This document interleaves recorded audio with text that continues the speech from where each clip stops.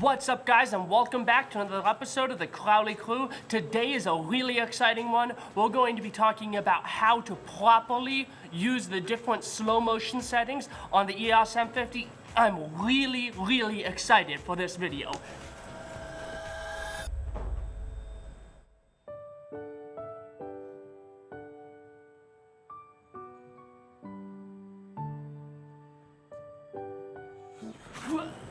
Just kidding. Let's get into the video.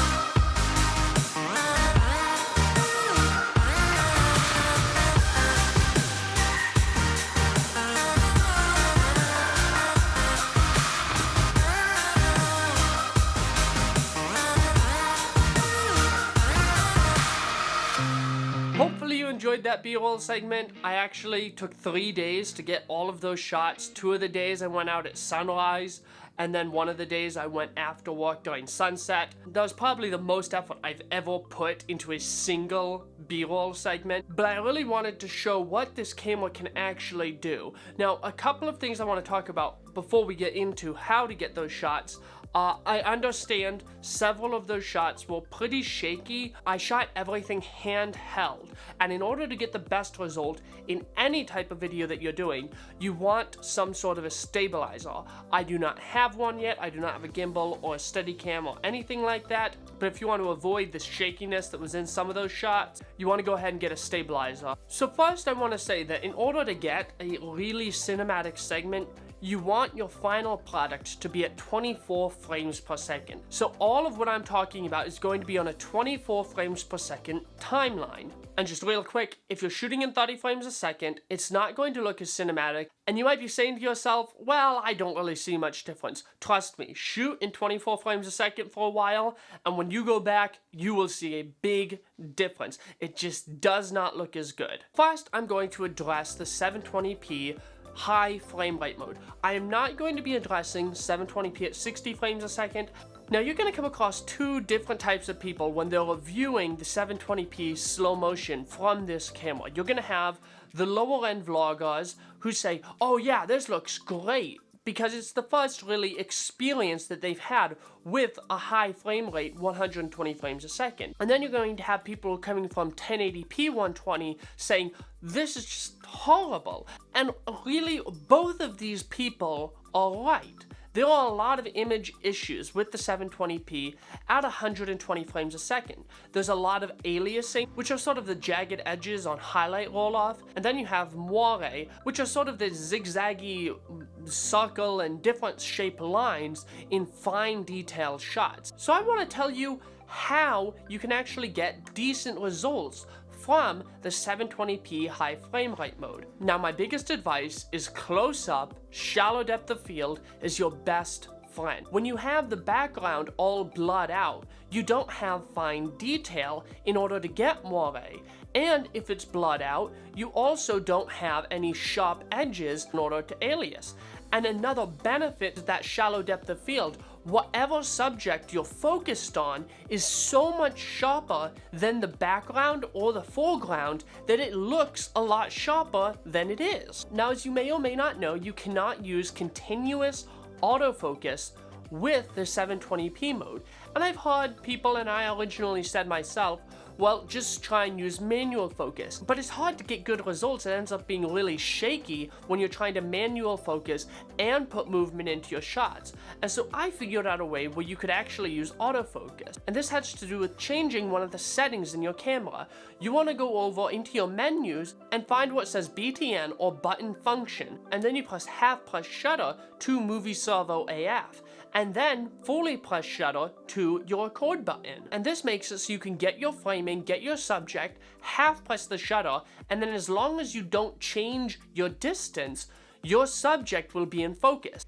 Now, you don't want all of your footage to look the same, so I would suggest trying to switch up your lenses. The 50mm f1.8 adapted over to the EOS M50 and the 22mm f2 kit lens are going to be your best friends when shooting 720p slow motion, because you can get really close and get a really shallow depth of field so that people don't notice as much that it's a lower resolution. And another thing, when shooting 720p, don't shoot too flat. Do not use CineStyle in 720p. The more that you color grade it, the more mushy it's going to get.